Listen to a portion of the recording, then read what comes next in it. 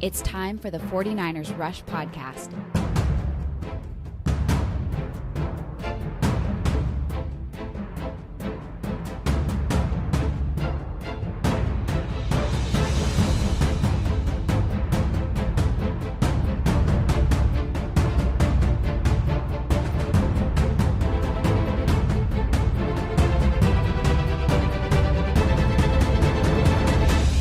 And here's your host, John Chapman.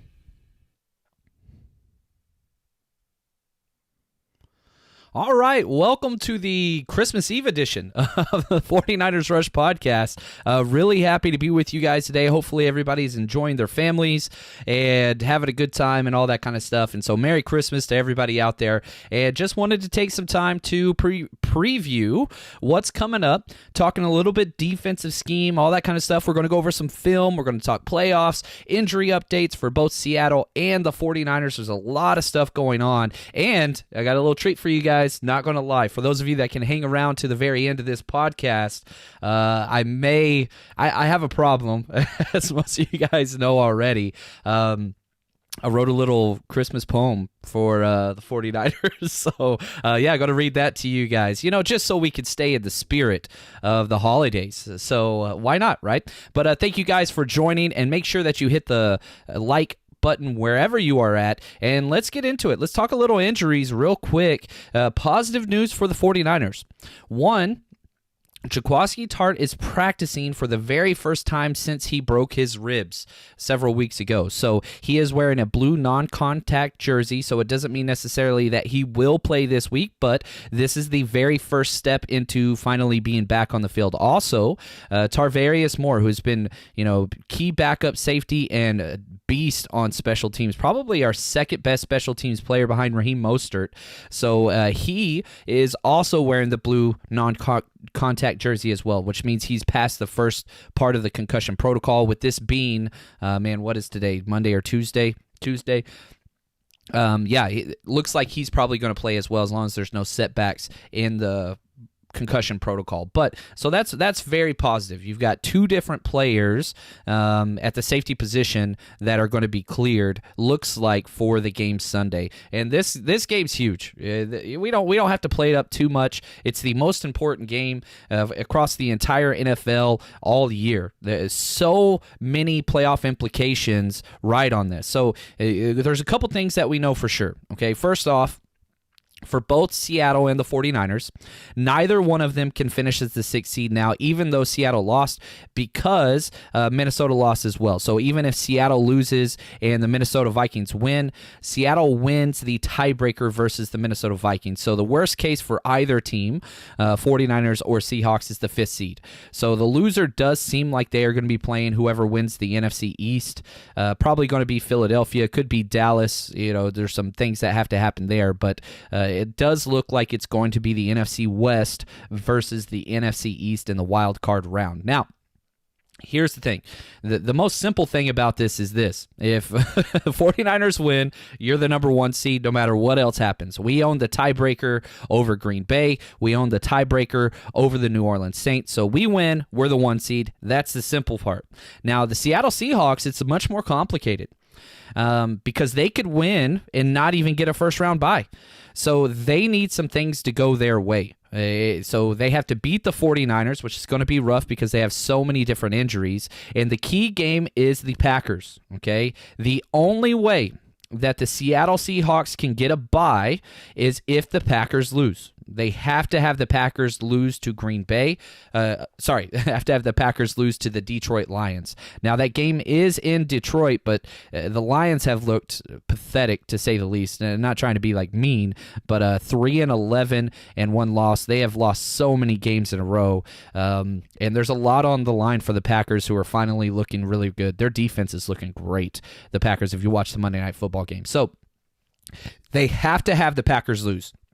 If the Packers win, there is no way, no matter what happens in the Saints game, that has no relevance to the Seattle Seahawks, because the Seattle Seahawks already beat the Saints. The Seattle Seahawks already lost to the Saints. So the key game there is the Green Bay matchup, which is huge. So the Green Bay matchup is before This is key as well. This is before we play. We have the last game of the regular season. So curious to see if anything's going to change for the Seattle Seahawks if they've already lost the opportunity to win the bye week. Now, I don't think they're going to rest their starters. I don't think they're going to, do any of that type of stuff. They're going to play because you want to win the division, and even if they can't get a bye, you can get a home game.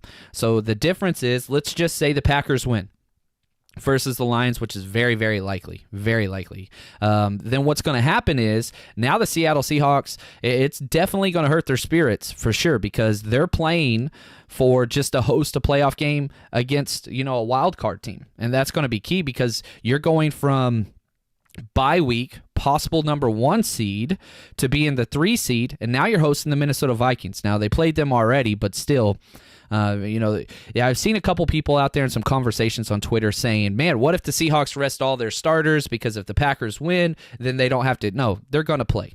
So they are going to play, but definitely in the back of your mind, I've been in those situations as a player and a coach where you're watching other people and it gets your mind off of preparation and things like that. So it does affect it. Now, the 49ers have not won in Seattle in 5 years. Since it's been a long time. So this is going to be a big game. I do think that the 49ers are going to win. I will have an entire episode breaking down the 49ers game and predictions and keys and all that stuff. But before we do that, I do want to jump into the film, the defensive film, which we haven't really talked about yet, versus the Rams. So what we're going to do here is, if you are watching this live, I'm throwing up the game film that is up on the Patreon account. So again, if you have not already, head over to patreon.com or download the Patreon app, and you can watch it all on your phone.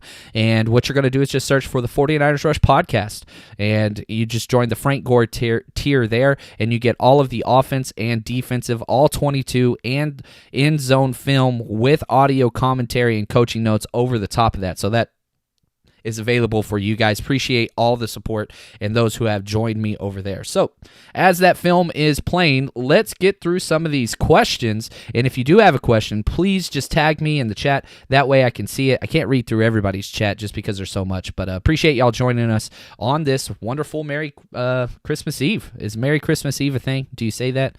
I don't know what you say there. Anyway, here we go. Do you think that Quan will be returning? Yeah, it's looking like the case. Devin pointed out to me this morning, one of the key guys that's running all the social commentary. Devin's a beast, by the way. Love the work that he puts out. But yeah, J.J. Watt is officially back from IR, and his injury took place right before Quan's. And so, you're looking at Quan coming back. That first round bye is key. I think the NFC Championship would probably be the most realistic picture, and he would play. So, if he's back, you want him out there. Dre Greenlaw has filled in very, very well. Azeez has made some very positive plays, which you're going to see in the film that's playing right now on the podcast. But Quan is a difference maker. Day one, he is one of the best coverage linebackers in the NFL. And so there's a reason why you paid him all that money. So, yeah, that is huge. Let's see here. Hey, John, I think the Birds will attract our marketing Lynch to make... Yeah, I'm with you, man. I do love Marshawn Lynch. I really do love Marshawn Lynch. I love his attitude. I love that he gives back to the community. I love that he has no filter, but I hate the Seahawks. I hate them so damn much. So, it's going to be pretty interesting to see his usage, but... he's coming back against a rough run-stuffing defense, and we're just going to have to see what happens. It's going to be a lot of fun. The storylines are so many for this week's game. There's so much there.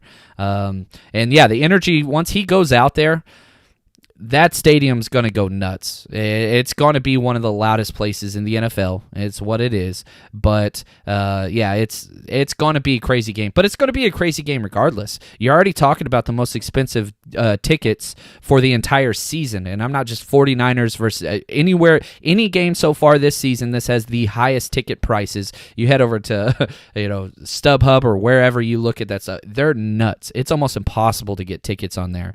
So...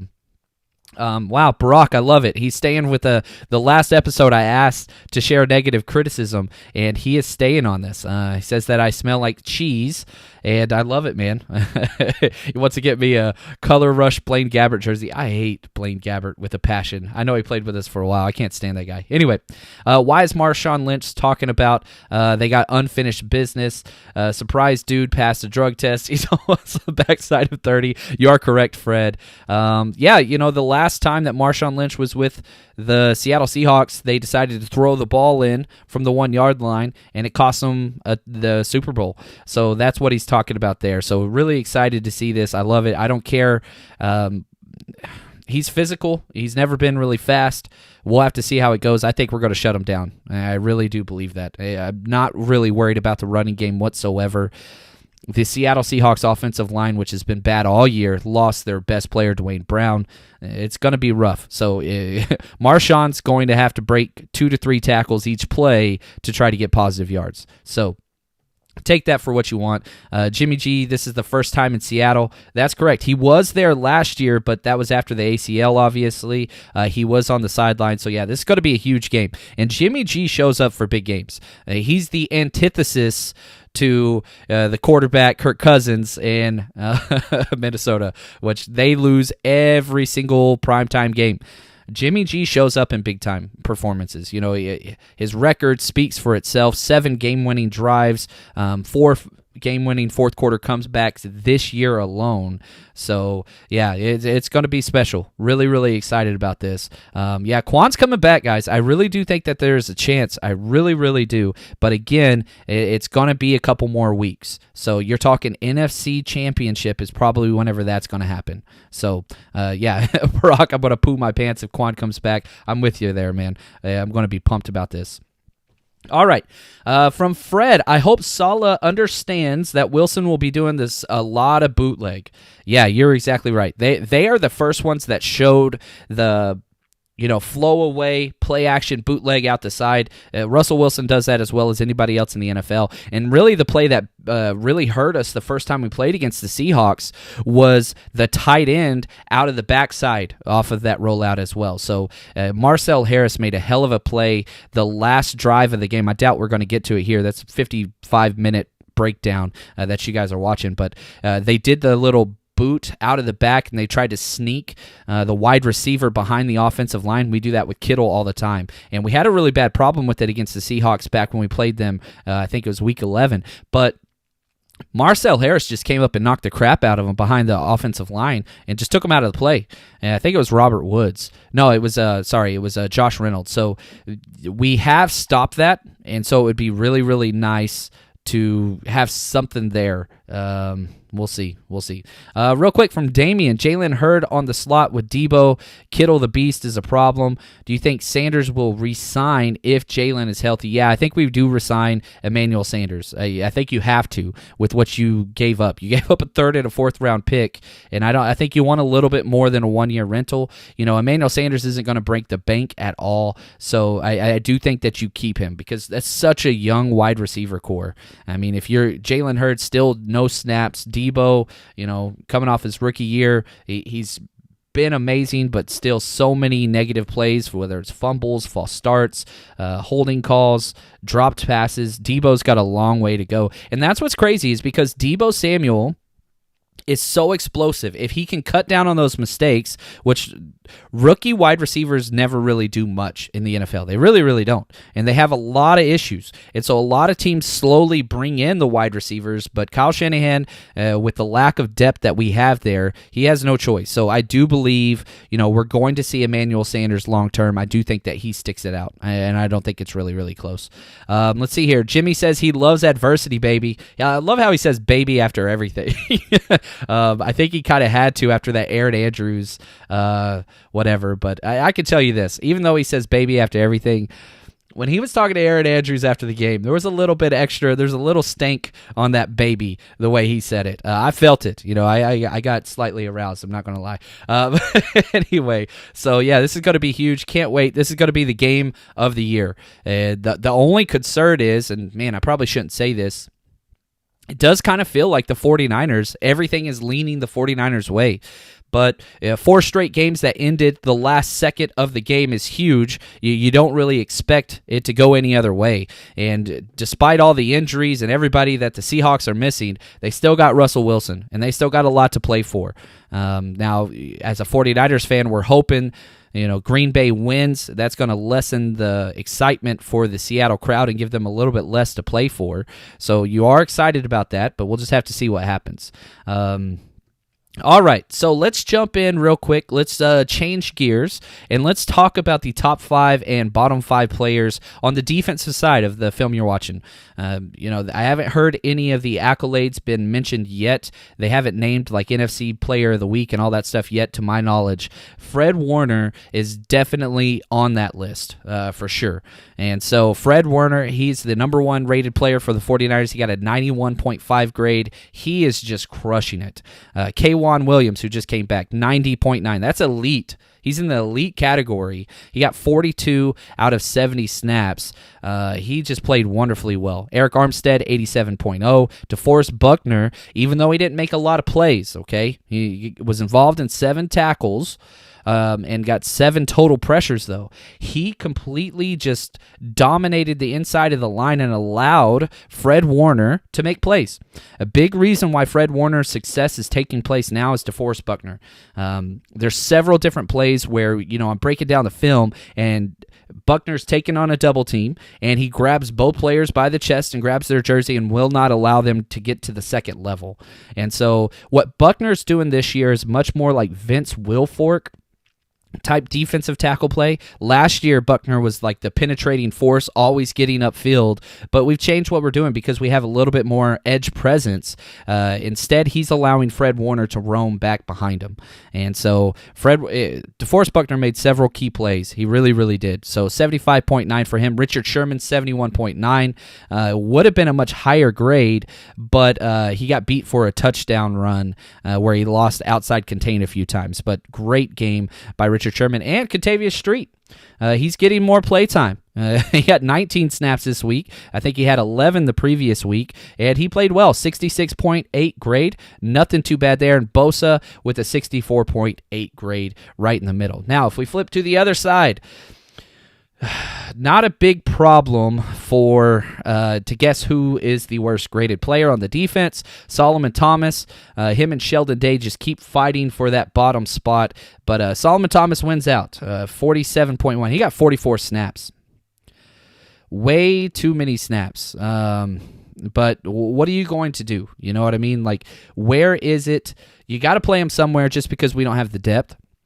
And a big reason why we don't have the depth is, if you look at just exactly what happened with, we cut Jeremiah Valoga, we bring in Anthony Zettel, which I really do like him. If you go through my Twitter feed at JL_Chapman, what I did was I put together all the plays on, his sacks. He has 7.5 sacks on his career, 6th-round pick out of Penn State. He's played with 3 separate teams since he's been drafted 3 years ago, and he's a little bit more of an effort guy. So I would like to see him getting some snaps out there, kind of in place of Solomon Thomas on the edge. Keep him inside. If we look at the breakdown, Solomon Thomas, he was playing outside a lot, a whole lot. He got, 19 snaps where he was outside. 19 snaps of the 44 he was playing outside, and that's bad football. He cannot rush on the outside. He just can't do it. So anyway, Marcel Harris, 47.5. I really think he deserved a better grade, but he had a couple missed tackles, and so that was kind of problematic. He had a penalty, but man, he played very, very well. I hate to say it, man. Marcel Harris has grown on me. I really do. And you look through these Pro Football Focus grades, and what you don't want to do is they're a launching point for how a player played, because the way that they grade is you can get a +2 or a -2, and that's the spectrum on every play. So if you have no effect, you get basically a 0. If you have a positive play, you get +2. Super bad play, you give up a touchdown, -2. And so that's just the way they do it. And just because somebody gets a bad grade of 47.5, which that is a bad grade, he made a lot of impact plays. Ahkello Witherspoon, 47.7. Don't want to bash too much more on Ahkello Witherspoon, but his confidence confidence is shot. I do think that he is going to start. Robert Saleh doesn't make any adjustments in the game or after the game. He just keeps with his guys at his system. It's really what it is. So Ahkello Witherspoon's going to be out there starting. I really wish it was Emmanuel Moseley, but that's okay. You take it. Ahkello Witherspoon's ceiling's high, but he's had 3 bad games in a row. And you could say, well, look at the wide receivers he's going against. Don't care. You got to play against good wide receivers all throughout this league. You got to make better plays. Jimmy Ward, 54.2, and Sheldon Day, 56.9. Aziz and Drake Greenlaw were kind of right in the middle, and so was Val Luga. He was cut, but he is no longer there anymore. So a couple things that I do want to talk about, and with where we're at now, here's the thing. This is the transition that the 49ers franchise has made. Usually by this point, we're talking mock drafts, we're talking draft prospects, we're talking draft positioning, all that stuff. And for a lot of other teams in the NFL, it's a dark time. And what I want to do now is just transition to this thing I found on MyBookie, which is hilarious. MyBookie.ag, the number one sportsbook betting site in the world, they put up some prop bets on coaches getting fired. Now, I don't like coaches getting fired. Not a fan. It sucks when people are losing their job and all those things, but just like anything else, there are a lot of polls put up, and we can make some money on this. So we're going to talk through some sports betting with the 49ers game and some prop bets and stuff on the next podcast episode. But I'm telling you right now, my bet of the week, it's up on MyBookie. What you do is you scroll down, you click on NFL, then NFL specials, and they have props on all these different coaches, who's going to be fired and who is not. So you can, there's a lot of stuff there, but here is the one that I am betting, and that is Doug Marrone. I think that he is going to get fired. If you think that, here's the question, the way that they put it. Will Doug Marrone get fired by the first week of the 2020 NFL season? I am saying yes, and that's a plus 120 bet. I think that organization is a complete disarray, and I love those odds. Now, you might not get paid for a while, but I'm taking that bet. I already put money down on that. There's one for Pat Shurmur, Freddie Kitchens, Dan Quinn, Anthony Lynn. And then you can even bet the over-under. Will 3.5 coaches get fired by the 29th of December? So after that Black Monday, the day after the last game, whenever the teams that are no longer in the playoffs are done. So head over there to mybookie.ag, the number one sports betting site in the world. Use promo code 49ers, 49ERS. And if you do that, they're going to double your initial deposit. And, if we look at just where the spread is on the 49ers game, we're still minus 3.5. I think that's going to get closer to 4. The over-under is 47.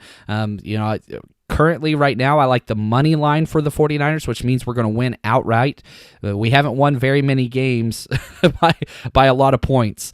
So if you think this one's going to come down to the wire, I do think the 49ers are going to win, but that 3.5 bothers me. If it was 2.5, I'd take the bet right now, but I'm betting the money line currently, but we'll have some more bets later on this week from MyBookie. They just do a hell of a job. Love those guys. They support us, and they kind of help push us to the next level with this podcast here with all of their support. So just want to say thank you to them.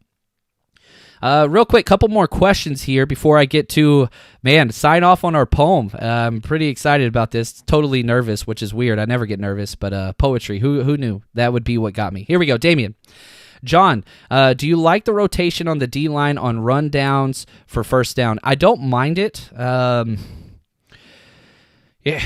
Here's what happens. Every third possession, we send in our backups all the way across the line until it gets to a pass rush situation. And so, the backup situation's rough because what we do is we move Solomon Thomas to the outside. Who's going to be the other defensive end now? It's going to be, Anthony Zettel, which is going to be interesting. Curious to see how he's going to play. And then, your interior guys are a mess. Just because, you've got Street in there. You've got Sheldon Day getting some snaps in there. I mean, we just don't have depth. And so I don't think D Ford's back. I don't think that he's back this week. He wasn't out there today. So again, to your question, Niner sickness, I don't think D Ford's going to play. I think you rest him because guess what? You're in the playoffs. You don't want to rush him back. And if Hamstrings, it's a time issue. Hamstring is just time. You just need time away. And so no need to rush him back, because let's say you bring back DeForest and he tweaks it like he did whenever he first came back. You're restarting a month clock. It's just a month. So allow him to get overhealed, because ideally you win this game without DeForest. He gets an additional 2 weeks rest and he comes back 100%. Now, let's say we lose this game and then you're playing in the wild card. He still might not be back next week. So you want to ease him back, because you're going to need him for the Super Bowl. Anyway. Take that for what you want. Where's the cap at? Yeah, I have to go straight from here to church. The kiddos are doing some type of play at church, so sorry about that, David. I know I want to wear the hat. The wife won't let me wear it at church. It's such a joke. I should be able to wear a hat wherever I want to go. It's the faithful, baby. Anyway, how do you think the faithful will travel this week? I think it's going to be great. I think it's going to be huge. Now, the pricing, faithful from birth, awesome tag name. The pricing is nuts. So the people that are going to be there are paying a lot. Now, the Seattle Faithful chapter, it's one of the best out there. I've partied with them before at drafts. They show up all the time. So love that chapter. They put out a lot of great stuff. So hopefully we'll see how it goes. But Seattle fans, they're loud. They're excited about this game too. So we'll see what's up. Let's see here. Oh, no. Let's see here. Also, yeah, Fred, thank you. They just announced as well the 49ers are going to be wearing their 94 throwbacks, my favorite jersey, the all-white throwbacks. So excited about that. Like, it's weird. I love uniform, all that kind of stuff. I'm crazy with that stuff. And so I love the, you look good. You feel good, you play good. And that's what it is. It's the old Dion and Jerry. They both had that same kind of adage. And, I know Kyle Shanahan's really big into that as well. So really, really excited about that. What is the biggest loss in Seattle personnel that is in our favor? Dwayne Brown, the left tackle. I truly do believe he's the second most important player to that team. I think it goes Russell Wilson, Dwayne Brown, and then Bobby Wagner. So Dwayne Brown was a huge, huge loss. Now, it does seem like Jadeveon Clowney's going to play. He's not fully healthy, but we do know what happened last time he played against us. Maybe the best defensive performance by any player in the NFL, that he did against us, which was huge. So take that for what you want, but really excited. And, here's the deal, guys. The 49ers have been able to achieve all of their goals so far, or at least put themselves in the place to achieve all of their goals. They're a hell of a football team, and they've won a lot of games. They're 12-3, which it has been a while since the 49ers have been able to be in this position to play for that number one seed, and that is huge. And worst case scenario is, guess what? We're in the playoffs. You got to go on the road. Not ideal, but definitely not impossible either. So really excited to see what's going to happen, and I do want to say just thanks, and here we go.